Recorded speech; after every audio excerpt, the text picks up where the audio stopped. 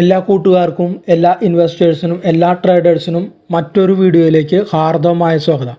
അപ്പോൾ കഴിഞ്ഞ ആഴ്ച ഇലക്ഷൻ്റെ എക്സിറ്റ് പോൾ വന്നു, അതിനുശേഷം യഥാർത്ഥ റിസൾട്ട് വന്നു. മാർക്കറ്റ് താഴ്ന്ന പോയിന്റിൽ നിന്ന് നല്ല രീതിയിൽ കയറിയിട്ട് ഹൈയുടെ, അതായത് ever high, last ever high വന്നതിൻ്റെ അവിടെയാണ് മാർക്കറ്റ് പോസ്റ്റ് ചെയ്ത് നിൽക്കുകയാണ്.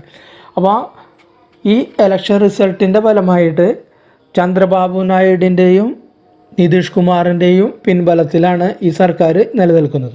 അപ്പോൾ ചന്ദ്രബാബു നായിഡു അല്ലെങ്കിൽ ആന്ധ്ര ആയിട്ട് റിലേറ്റഡ് ആയിട്ടുള്ള ചില സ്റ്റോക്കുകൾ നല്ല രീതിയിൽ കയറിപ്പോയിട്ടുണ്ട്. അപ്പോൾ ഇൻവെസ്റ്റേഴ്സിൻ്റെ ഭൂരിപക്ഷം ഇൻവെസ്റ്റേഴ്സിൻ്റെ കണ്ണ് മുഴുവനും ആ ഷെയർസിനാണ്. അങ്ങനെ ഒരു 4 ഷെയർസിനെ കുറിച്ചാണ് നമ്മൾ ഇന്നത്തെ ഈ വീഡിയോയിലൂടെ സംസാരിക്കാൻ പോകുന്നത്.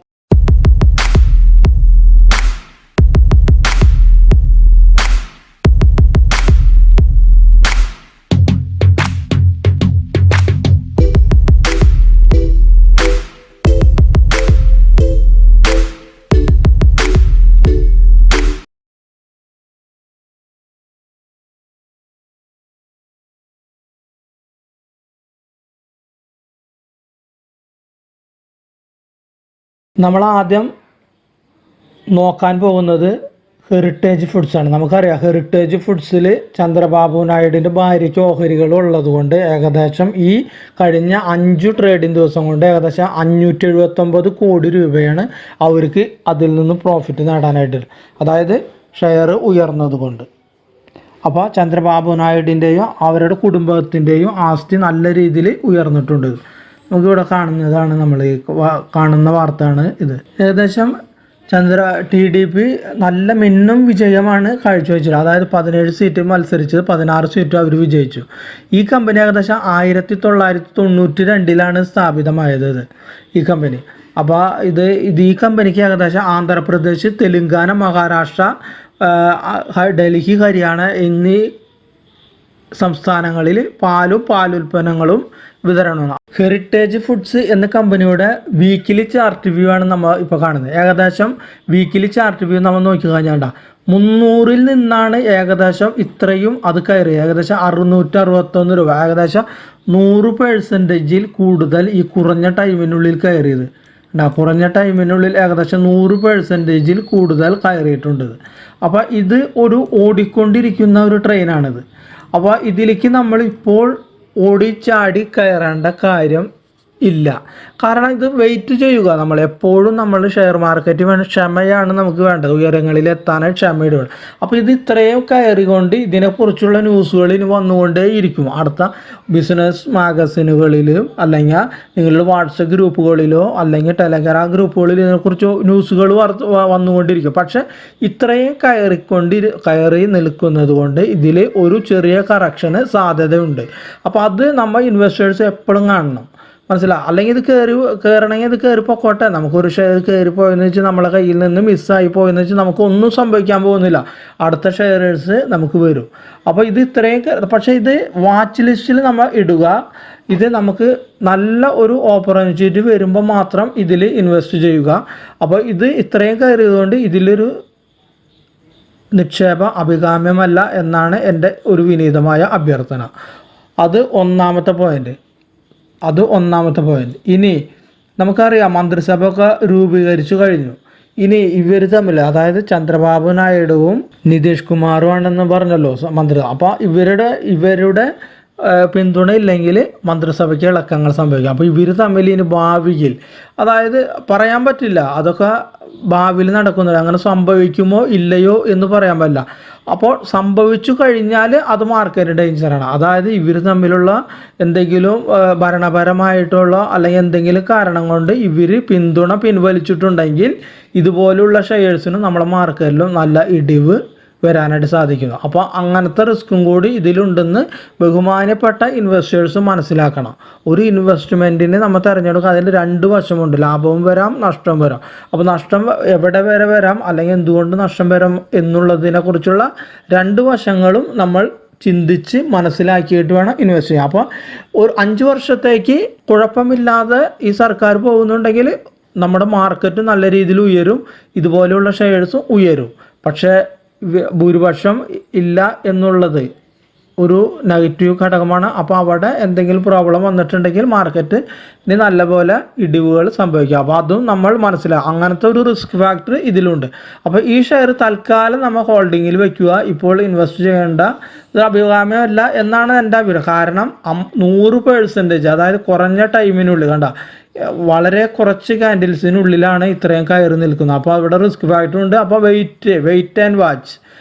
ഇത് ഓടിക്കൊണ്ടിരിക്കുന്ന ട്രെയിനാണ്, അതിൽ ഓടിച്ചെന്ന് തലവയ്ക്കേണ്ട കാര്യമില്ല. അപ്പോൾ ഇത്രയുമാണ് ഹെറിറ്റേജ് ഫുഡ്സിനെ പറ്റി പറയാം. ഇനി അടുത്ത ഷെയർ അമർ രാജ എനർജി അല്ലെങ്കിൽ അമർ രാജ ബാറ്ററിയാണ്. അപ്പോൾ ഇതാണ് നമ്മളെ ഒരു അമർ രാജ ബാറ്ററിയുടെ ഒരു ചാർട്ട്, വീക്കിലി ചാർട്ട് വേണം. ഇതും അത് നല്ല രീതിയിൽ കയറി നിൽക്കുന്ന ഷെയറാണ്. ഇതും നമ്മളെ വാച്ച് ലിസ്റ്റിലിടാം. നമുക്കൊരു നല്ലൊരു അപ്രോപ്രിയേറ്റ് ആയ അല്ലെങ്കിൽ നല്ലൊരു റേഞ്ചിൽ നമ്മളുടേതായ വിലയിൽ ഈ ഷെയർ കിട്ടിയാൽ മാത്രം ഇതിലൊരു എൻട്രി ആയി. ഇതും ഇത്രയും കയറി നിൽക്കുകയാണ് കുറഞ്ഞ പീരീഡ്സിൽ. നമ്മൾ ഈ ഷെയറിൻ്റെ ഒരു മന്ത്ലി ചാർട്ട് വ്യൂവിലാണ് ഇപ്പോൾ നിൽക്കുന്നത്.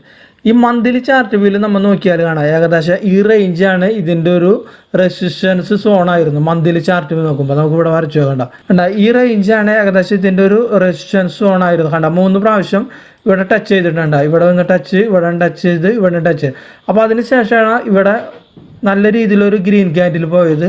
അതിന് ശേഷം കണ്ട ഇത് വീണ്ടും ഈ വലിയ ക്യാൻഡിൽ ഇവിടേക്ക് തന്നെ വന്നു. അപ്പോൾ ഇവിടെ ഒരു സപ്പോർട്ടാണ് ഇത് എടുക്കുക. അപ്പോൾ ഏകദേശം ഈ റേഞ്ചിനുള്ളിൽ നമുക്കൊരു ട്രേഡിംഗ് ഓപ്പർച്യൂണിറ്റി കിട്ടിയാൽ, മന്ത്ലി ക്യാൻഡിൽ വന്നിട്ട് ഈ റേഞ്ചിലൊരു ട്രേഡിംഗ് ഓപ്പർച്യൂണിറ്റി കിട്ടിയാൽ നമുക്കിതിലൊരു എൻട്രി എടുക്കുക എന്നാണ് ഇതിൻ്റെ. അപ്പോൾ എൻട്രി എടുക്കുമ്പോൾ നമ്മൾ കൃത്യമായിട്ട് ഈ ലെവലിൽ വേണം നമ്മൾ എസ് ക്രിയേറ്റ് ചെയ്യാൻ. ഇവിടെയാണ് ഇതിൻ്റെ ഒരു സപ്പോർട്ട് എടുക്കുന്നത്. അല്ലാതെ ഇത് ഇത്രയും കയറി നിൽക്കുന്നത് അതുകൊണ്ട് ഇതിൽ ഇപ്പോഴൊരു എൻട്രി അഭികാമ്യമല്ല. കാരണം ഇത്രയും കയറി നിൽക്കുന്നത് ഒരു റിസ്ക് ഫാക്ടറിയിൽ അടങ്ങിയിട്ടുണ്ട്. ഏകദേശം 740 നമുക്ക് ഇതിലൊരു എസ് ക്രിയേറ്റ് ചെയ്യേണ്ട ഏരിയ. അവിടെയാണ് നമ്മൾ വളരെ നല്ലൊരു സ്റ്റോപ്പ് ലോസ് സപ്പോർട്ട് പോയിന്റ് ആയിട്ട് കാണാൻ കഴിയുന്നത്. അപ്പോൾ അവിടെ നമുക്ക് ഒരു എസ് ഇവിടെ ക്രിയേറ്റ് ചെയ്യാവുന്നതാണ്. ഏകദേശം 1050 ഈ റേഞ്ച് എന്ന് പറയുന്നത് 1050. ഏകദേശം 1100 അല്ലെങ്കിൽ 1050 റേഞ്ചിൽ ഇത് കിട്ടിയാൽ നമുക്കിത് നല്ലതാണ്. ഇവിടെ സ്റ്റോപ്പ് ലോസ് ഇട്ടിട്ട് നമുക്കിത് കയ്യിൽ വെക്കാവുന്നതാണ്. അടുത്ത ഷെയറാണ് നമ്മളെ KCP ലിമിറ്റഡ്.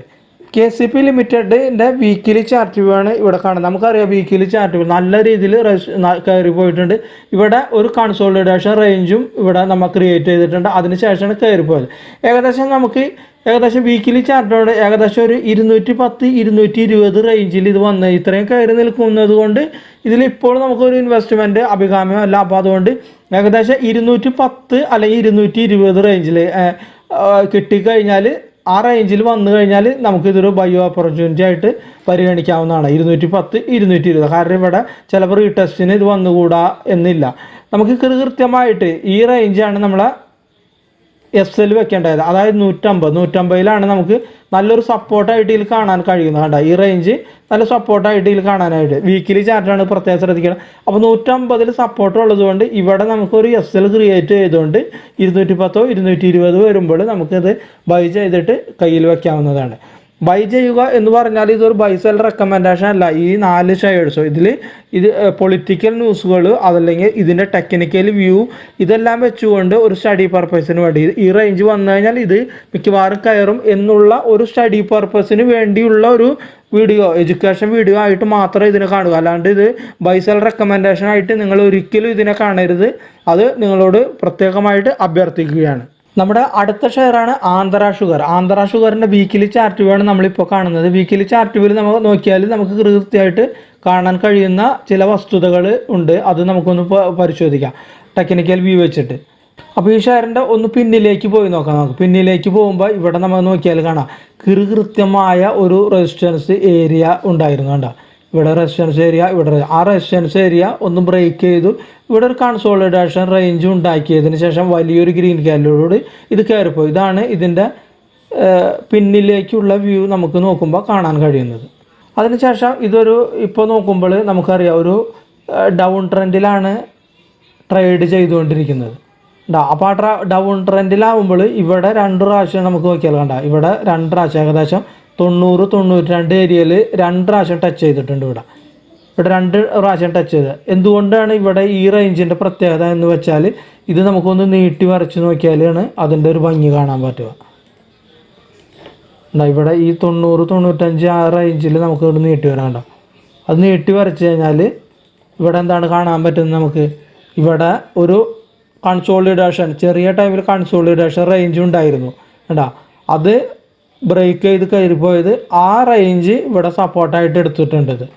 ഇനി ഇവിടെ ഇതിൻ്റെ ഒരു നമുക്ക് ഇതിൻ്റെ ഈ ട്രെൻഡ് ലൈനിൻ്റെ മുകളിൽ ഇതൊരു ക്ലോസിങ് നടക്കുകയാണെങ്കിൽ, വീക്കിലി ക്ലോസ് ഇവിടെ നടക്കുകയാണെങ്കിൽ നമുക്ക് ഈ റേഞ്ച് ഏകദേശം 90 റേഞ്ചിൽ നമ്മളെ സപ്പോർട്ട് ഉള്ളതുകൊണ്ട് ആ 90 റേഞ്ചിൽ നമുക്കൊരു SL ക്രിയേറ്റ് ചെയ്തുകൊണ്ട് നമുക്കിതിലൊരു ബൈ എൻട്രി എടുത്തു കഴിഞ്ഞാൽ നമുക്കിതൊരു അപ്സൈഡ് മൊമെൻ്റം പ്രതീക്ഷിക്കാം.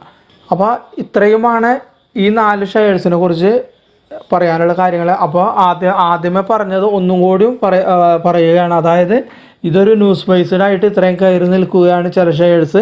അപ്പോൾ അതുകൂടാതെ ഇതിൽ ഒരു 5 വർഷം ഈ സർക്കാരിനെ ഭരിക്കുകയാണെങ്കിൽ ഈ ഷെയർസിനെല്ലാം നല്ല മൂവ്മെൻറ്റ് ഉണ്ടാവും. അതല്ല അതിൻ്റെ ഇടയിൽ എന്തെങ്കിലും രാഷ്ട്രീയ അനിശ്ചിതത്വം ഉണ്ടെങ്കിൽ നല്ല രീതിയിൽ വളരെ വലിയ രീതിയിൽ ഇത് താഴുന്നതും ആണ്. അപ്പോൾ അങ്ങനെയുള്ള റിസ്ക് ഫാക്ടറും എല്ലാതും ഉണ്ട് ഇത്. അപ്പോൾ ചില ഷെയർസ് ഇതിൽ ഹെറിറ്റേജ് ഫുഡ്സും അതുപോലെ ചില ഷെയർസ് വളരെ ഇതിൽ, അതായത് 100% കൂടുതൽ കുറഞ്ഞ ടൈമിനുള്ളിൽ കയറി നിൽക്കുന്നത് കൊണ്ട് അത് വെയിറ്റ് ആൻഡ് വാച്ച്, വെയിറ്റ് ചെയ്യുക മാത്രമേ വഴിയുള്ളൂ.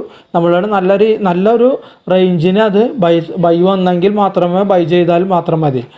പിന്നെ പറയാനുള്ള കാര്യം, ഇതൊരു ബൈ സെൽസ് റെക്കമെൻഡേഷൻ അല്ല എന്ന് ഞാൻ ആദ്യമേ പറഞ്ഞു. അത് തന്നെ വീണ്ടും ആവർത്തിക്കുന്നു. അതായത് ചില റേഞ്ചുകളിൽ വന്നു കഴിഞ്ഞാൽ ഷെയറിൻ്റെ എങ്ങനെ പ്രതികരിക്കും എന്നുള്ളതിനെ കുറിച്ചാണ് ഈ വീഡിയോ പറഞ്ഞത്. അതായത് ചില റേഞ്ച് കഴിഞ്ഞാൽ ഇത് മുകളിലേക്കും ചില റേഞ്ച് കഴിഞ്ഞാൽ താഴേക്കും വരുന്ന ഒരു എഡ്യൂക്കേഷൻ വീഡിയോ ആയിട്ട് മാത്രമേ ഇതിനെ കാണുക. അപ്പോൾ വീഡിയോ കണ്ട എല്ലാവർക്കും നന്ദി, നമസ്കാരം.